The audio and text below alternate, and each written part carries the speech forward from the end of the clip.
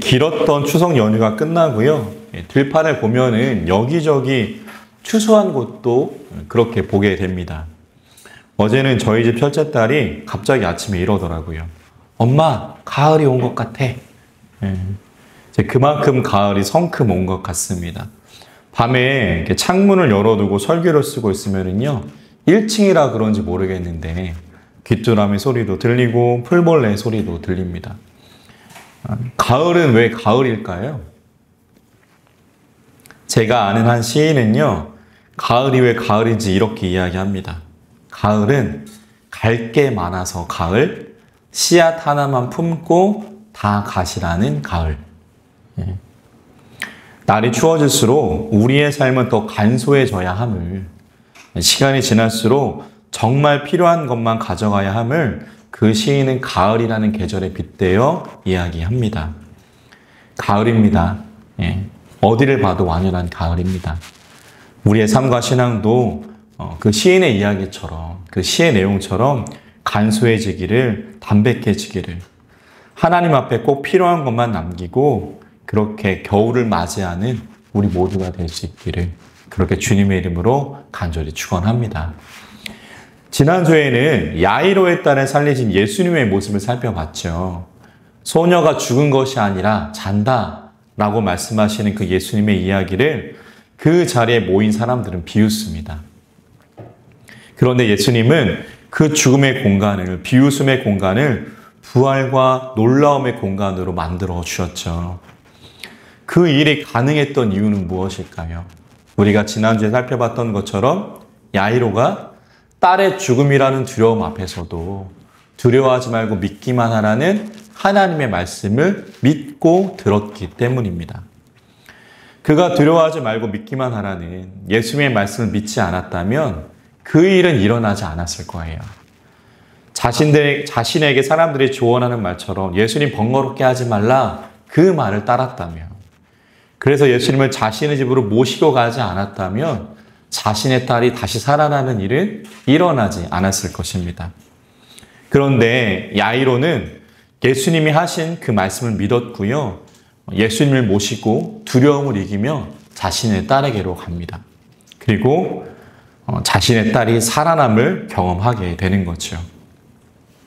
그러므로 우리에게도 살아가면서 만나게 되는, 야이로가 만났던 어쩔 수 없는 삶의 고난과 두려움 속에서 그 야이로가 가졌던 믿음의 필요함을 깨닫게 됩니다. 그 믿음은요, 하나님은 결코 나를 실망시키는 분이 아니라는 거예요.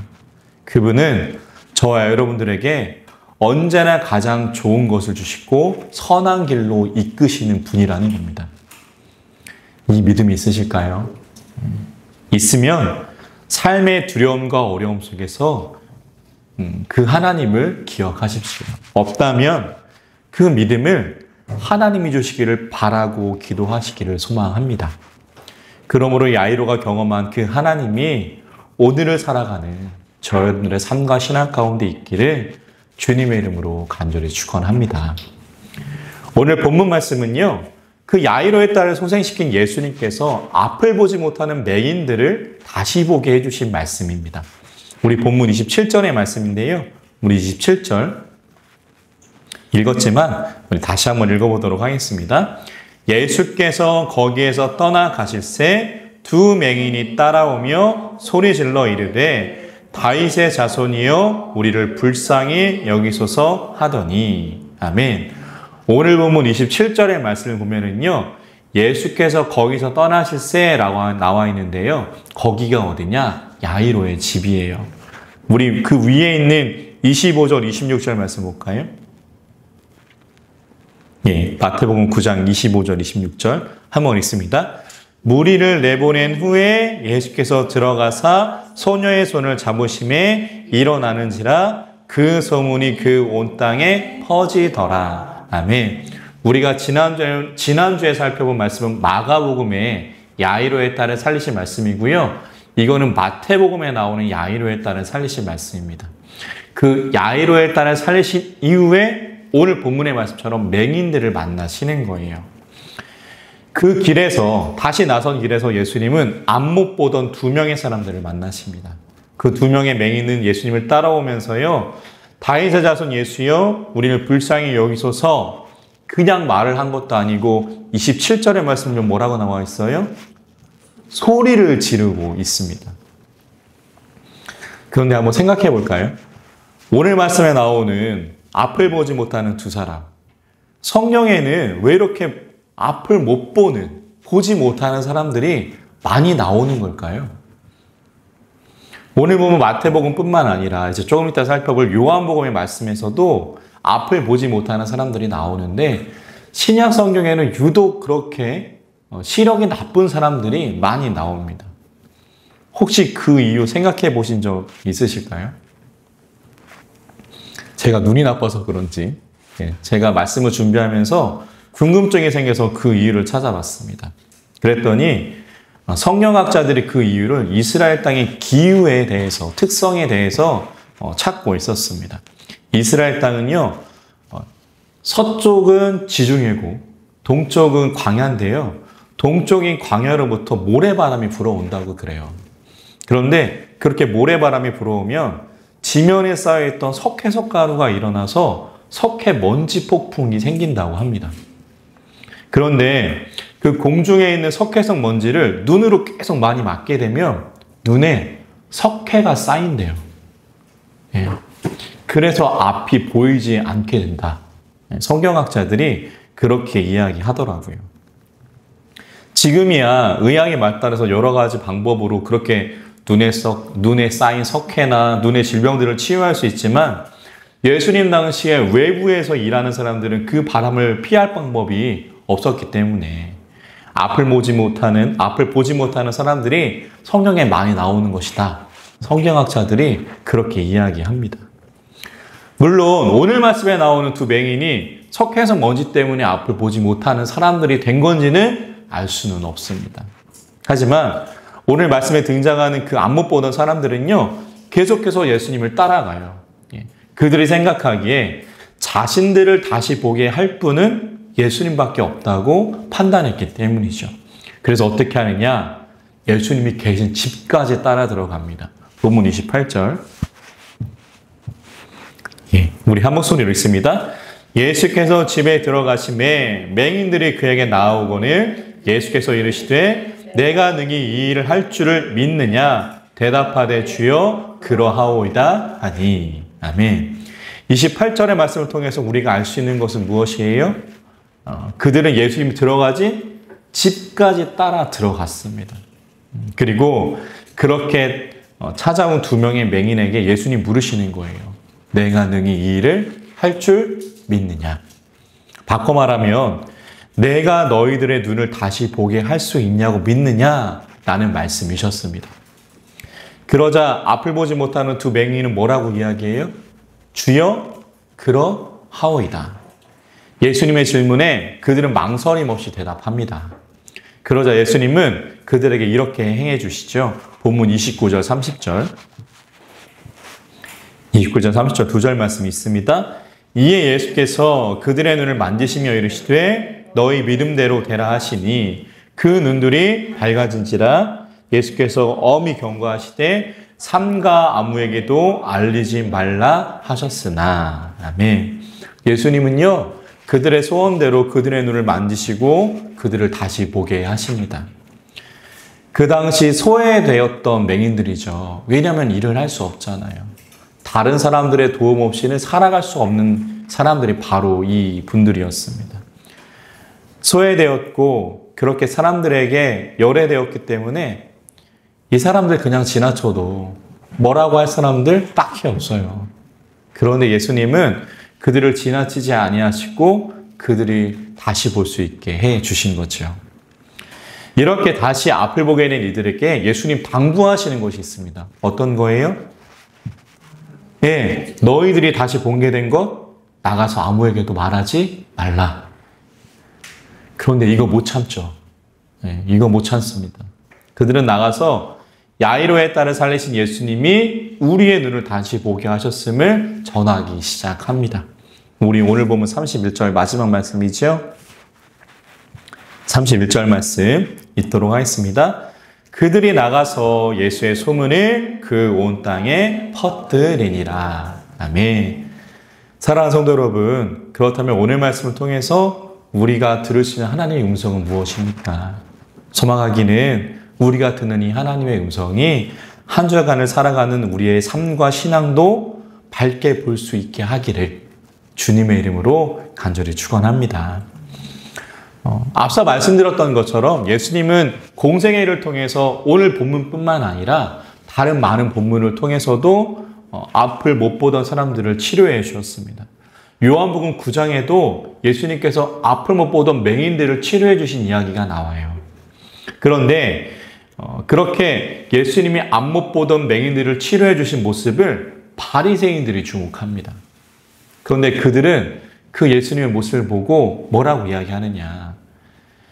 예수님의 그 치료하심을 보고 하나님께 영광을 돌리는 게 아니라 예수님이 안식일에 이 사람을 치료했기 때문에 예수님은 안식일을 지키지 않았다. 그들은 그렇게 이야기합니다. 우리 말씀 한번 찾아볼까요? 요한복음 9장 39절로 41절 말씀. 요한복음 9장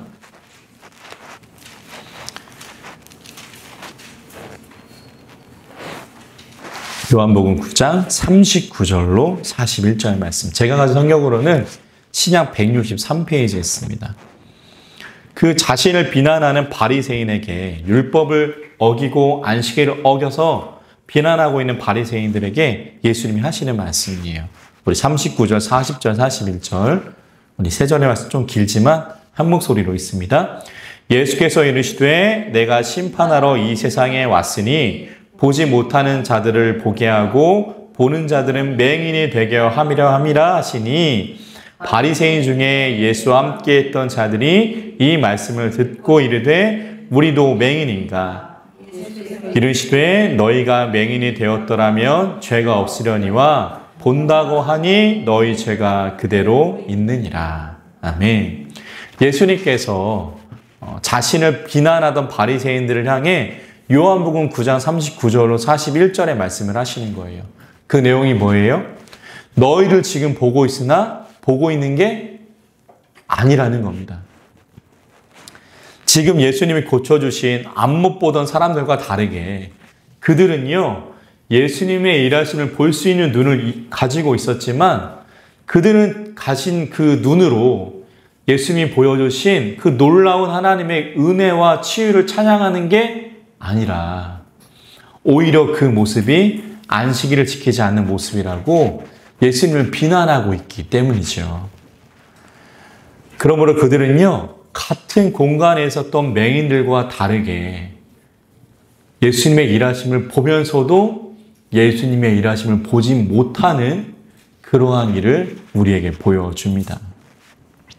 그래서 예수님 말씀하시는 거예요. 차라리 보지 못하였다면, 예수님의 일하심을 처음부터 그래서 비난하지 않았다면 그 편이 더 나았다. 그런데 오늘 마태복음에 나오는 두 맹인은 예수님을 어떻게 보고 있는 걸까요? 그들은 실제로 예수님을 볼 수는 없었습니다. 눈이 감겨 볼 수 없었어요. 그런데 그들은 바리새인들과 다르게 예수님이 어떤 분인지를 정확하게 보고 있습니다. 우리 오늘 본문으로 잠깐 돌아가 볼까요? 9장 27절, 마태복음 9장 27절.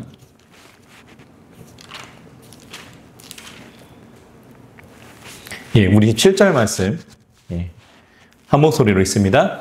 예수께서 거기서 떠나가실새 두 맹인이 따라오며 소리질러 이르되 다윗의 자손이여 우리를 불쌍히 여기소서 하더니. 아멘. 그들이 예수님을 뭐라고 불러요? 다윗의 자손 예수여 라고 부릅니다. 이 말은 무슨 말일까요? 다들 들어보셨죠? 사무엘하 7장 16절. 죄송합니다. 우리 한 번만 더 찾아볼게요. 사무엘하 7장 16절. 구약으로 넘어가셔가지고요. 사무엘하 7장 16절.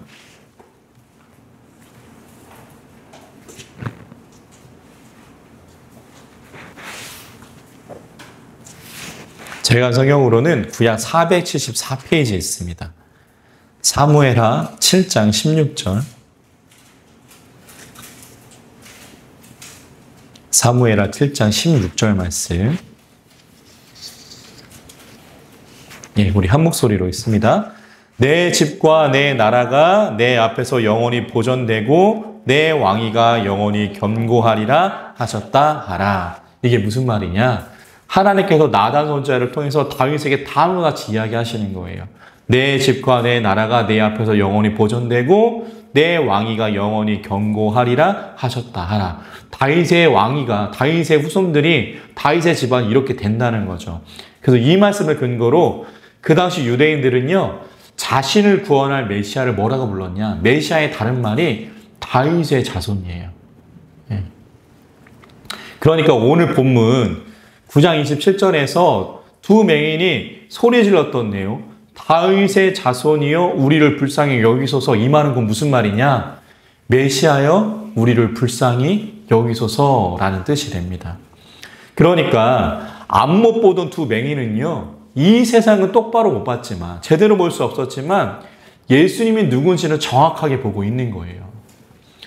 요한복음에 나오는 안식일에 예수님이 앞 못 보던 사람들을 고쳤다고 예수님을 비판했던 서기관들, 바리새인들은요, 예수님을 볼 수 있는 눈이 있었지만 예수님을 똑바로 못 봤다며. 오늘 본문에 나오는 맹인들은 그들처럼 세상은 똑바로 못 봤을지언정 예수님이 누구인지는 똑바로 바라보고 있는 겁니다. 그래서 그들은 뭐라고 이야기해요? 예수님께 다윗의 자손 예수여 라고 말하고 있는 거죠. 사랑하는 성도 여러분, 그렇다면 우리는 그리스도인으로서 어떻게 하나님을 바라보며 살아가고 있는 걸까요? 바리새인들의 모습처럼 내가 생각하는 하나님 모습 아니라고, 내 삶에 역사하지 않으시는 하나님의 모습이라고 하나님을 내동댕이 치는 모습은 아닐까요? 돌아보면 제가 그렇더라고요, 제가. 이때 이렇게 역사해 주셔야죠. 이렇게 역사해 주지도 않으시면서 그렇게 내동댕이 치는 제 모습을 발견합니다. 그래서요, 우리는 우리의 생각에만 사로잡혀 하나님을 보아서는 안 됩니다. 앞을 볼 수는 없었지만 예수님을 다윗의 자손으로 불렀던 그 맹인들의 모습처럼 우리는 하나님을 향한 시각을 우리의 시각으로 바꾸어서는 안 돼요. 우리는 언제나 하나님을 나의 주인으로, 나의 치료자로, 이 세상의 주권자로 바라봐야 합니다. 우리는 많은 것들을 보며 살죠. 그리고 우리가 평소에 가장 많이 보는 것이 우리가 어떠한 사람인지를 말해줍니다. 야구선수는 뭘 많이 가장 봐야 될까요? 야구공 봐야죠. 연구하시는 분들은 책을 봐야죠. 운전하시는 분들은요, 하늘과 길을 잘 봐야죠. 그렇다면 우리는 무엇을 가장 많이 보며 살아갈까요? 소망하기는 눈은 떴지만 예수님의 일하심을 보지 못했던 바리새인들의 모습이 아니라, 눈은 감고 있을지라도, 앞은 못 볼지라도 예수님이 어떤 분인지를 정확히 보고 있었던 맹인들에게 부어줬던 하나님의 은혜가 우리에게 있기를 주님의 이름으로 간절히 축원합니다. 그러므로 우리도요, 나를 넘어 일하시는 하나님을 나의 삶과 신앙을 통해서 보실 수 있는 저와 성도님들 되실 수 있기를 주님의 이름으로 간절히 축원합니다. 오늘 말씀을 한번 정리해 보겠습니다. 오늘은 두 사람들이 딱 두 부류가 분류돼서 성경에 등장하죠. 오늘 말씀에서 예수님의 앞을 보지 못하던 자들을 치료해 주십니다. 그들은 비록 이 세상을 볼 수는 없었지만 예수님이 누구인지는 정확하게 보고 있었어요. 그분은 이 세상의 주권자 메시아 예수 그리스도였습니다. 그러나 반대되는 부류가 있었죠. 그 사람들은 바리새인들로 이 세상을 보고 눈먼 자를 치료하시는 예수님을 볼 수는 있었지만 하나님의 일하심을 바라보지는 못합니다. 그들의 생각과 시야가 하나님의 일하심을 가로막았기 때문이죠. 그러므로 그들은 눈은 뜨고 있어도, 그래서 세상은 볼 수 있어도 하나님의 일하심을 보지 못하는 맹인들임을 예수님께 지적받는 겁니다. 사랑하는 성도 여러분, 어떠한 모습이 우리에게 어울리는 모습일까요? 소망하기는 바리새인들의 모습이 아니라 그 맹인들의 모습이, 그러므로 이 세상도 바라보시고 이 세상의 역사하신 하나님도 바라보시고 나의 삶의 역사하신 하나님도 바라보실 수 있는 우리 모두가 되기를 소망합니다. 저와 성도님들이 그 길에 들어서기를 소망해요. 그 사실을 잊지 않으시고 한 주간을 살아가실 수 있는 여기 계신 귀한 성도님들과 제가 될 수 있기를 주님의 이름으로 간절히 축원합니다. 기도하겠습니다. 하나님 감사합니다. 오늘 말씀을 통해서 우리는 무엇을 보고 있는지 다시 한번 돌아봅니다. 바리새인들의 모습처럼 세상은 볼 수 있지만 하나님의 일하심을 보지 못하는 것은 아닌지 우리의 삶과 신앙을 말씀에 빗대어 생각해 봅니다. 주님 붙들어 오셔서 우리에게 은혜 허락하여 주셔서 정말로 눈은 감고 있을지언정 하나님의 일하심과 하나님의 어떤 분인지를 정확하게 알고 보고 있었던 그 맹인들에게 내렸던 은혜가 우리의 삶과 신앙 가운데 있을 수 있도록 주님 인도하여 주옵소서. 그러므로 맹인들이 눈에 띄어져서 그 눈으로 하나님의 일하심과 역사하심을 바라봤던 것처럼 우리의 눈이 감겨 있다면, 우리의 하나님을 향한 눈이 감겨 있다면 다시 한번 띄어져서 나의 삶에 일하시는 하나님, 이 세상의 주권자 되신 하나님을 바라보는 우리의 한 주의 삶과 신앙 될 수 있도록 붙들어 주시옵소서. 모든 말씀 살아 역사하시는 예수 그리스도의 이름으로 감사하며 기도하옵나이다. 아멘.